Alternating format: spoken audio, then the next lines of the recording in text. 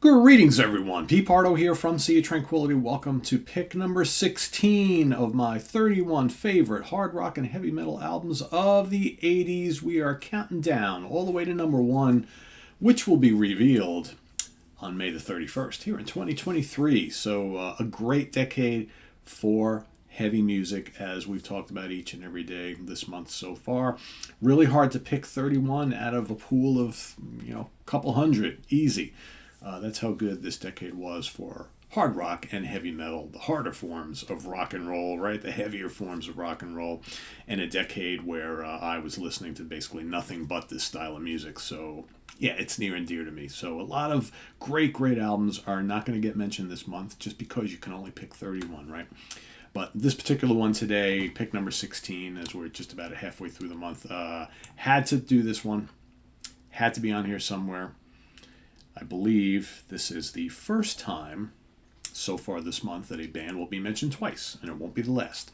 It's the second album from this band, recorded at Battery Studios in London, England, produced by Martin Birch for EMI Records, released February 16th, 1981. Of course, I'm talking about Killers by Iron Maiden. Yes, we saw Number of the Beast just a couple days ago. Now we got the Mighty Killers. This is the first Maiden album I ever heard.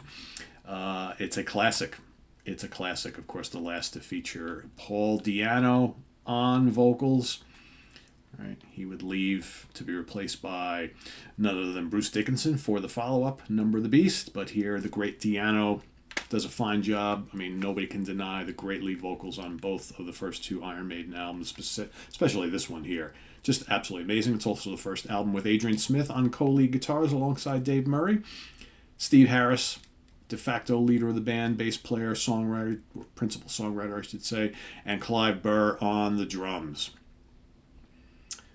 And of course, Derek Riggs doing the classic album artwork.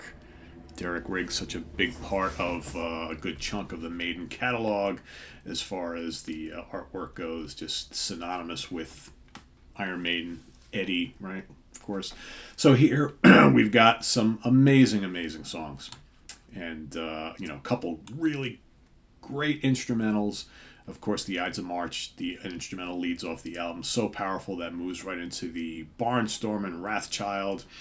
Okay, of course, got the classic Murders in the Rue Morgue. A lot of the early Iron Maiden songs very rooted in like horror film, mythology, and all that sort of thing, right? You get Another Life, another great song. You got Genghis Khan, another killer instrumental.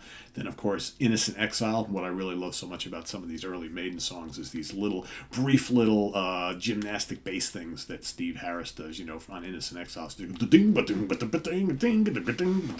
Just amazing. It's kind of sad that in more recent years, Steve and the band have kind of foregone that in favor of these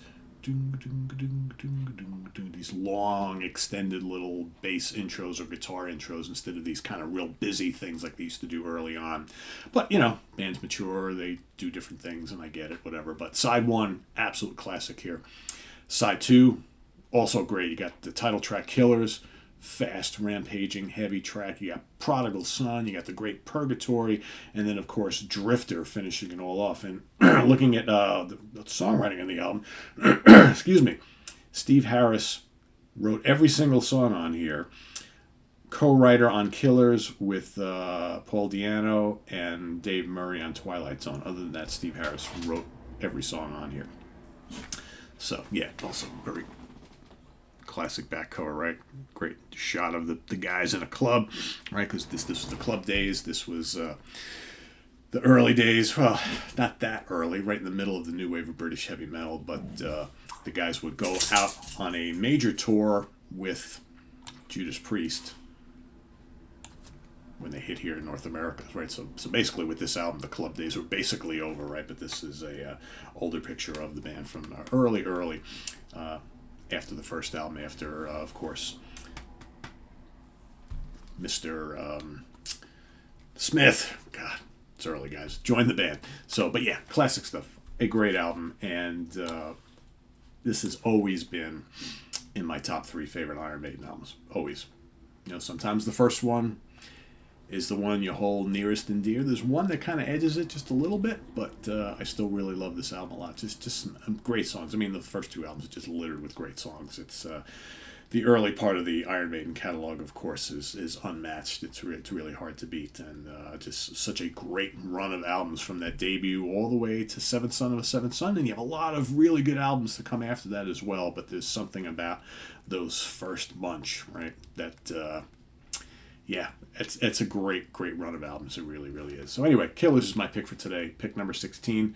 Tune in tomorrow for pick number 15, but let us know what you think of Killers. My pick down in the comments below if you care to. Otherwise, what is your pick for day 16 as we almost reach the midway point? Actually, technically, we kind of are at the midway point, right? Because, if it was 30 days, it'd be 15, 16. Can't do 15 and a half, so technically we are. But some really good ones to come. I was looking at my list yesterday. I'm like, oh, man, I got some great ones to talk about. Great ones coming up, right? Great ones coming up. So thanks for watching. Visit us on the web at www.seaoftranquility.org. We're on Facebook. We're on YouTube all together all the damn time. Please subscribe if you haven't already, and click on that notification bell so you get alert of all of our content as it posts. And please do hit the like button before you leave. Also, we got the links below to our Ko-Fi page for channel donations and our merch page. So thanks in advance for all of that. And we'll see you tonight on In the Prog Seat. We're going to do an album study on the great Jethro Tull concept album, A Passion Play, which followed up Thick as a Brick, 2 album long, basically a collection of things all put together to one song, concept albums from Jethro Tull, the second in a row. And that one's coming up tonight. That pick is courtesy of Louis Nasser, who's also going to be hosting the episode as well. That's how we do it on the album studies on the Prog Seat. Each album study gets picked by a different member of the panel, and then they get to host the show. So I will just be one of the panelists tonight. So that's okay every now and then, right? Don't mind it.